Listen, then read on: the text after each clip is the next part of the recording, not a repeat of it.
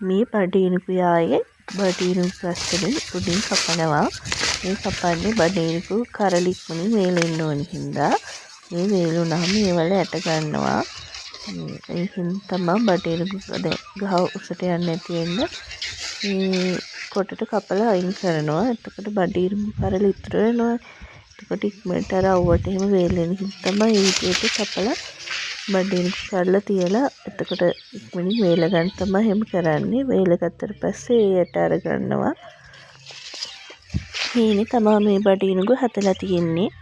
ඉතින් මොනරුන්ගෙන් එහෙමත් පරිස්සම් කරගන්න ඕනේ. මොකද මොනරු එහෙම එනවනේ බඩේනිකු කන්න. ඒත් එයාලගෙන් එහෙමත් ඉතින් බඩේනිකු වගාව පරිස්සම් කරගෙන තමයි මේ විදිහට මේක කරගෙන යන්නේ. මම අර කලින් කිව්වේ ගස් වලින් උඩින් කපනවා කියලා. ඔයාලට මේ පේන්නේ මේ විදිහට කපලා අයින් කරලා තියෙන ගස් වල උඩ කොටස තමයි අයින් වෙලා තියෙන්නේ. එතකොට බඩේනිකු කරලා පේනවා. ඔයාලට පේනවා ඇති. ඔය විදිහට වේල ගන්න බඩේනිකු මේ බීජ වලට ගන්නත් පුළුවන්. එහෙම නැත්නම් ඉතින් අපිට විකුණ ගන්නත් පුළුවන්. ඉතින් ඔහොම විදිහට තමයි බඩේනිකු වගාව කරගෙන යන්නේ.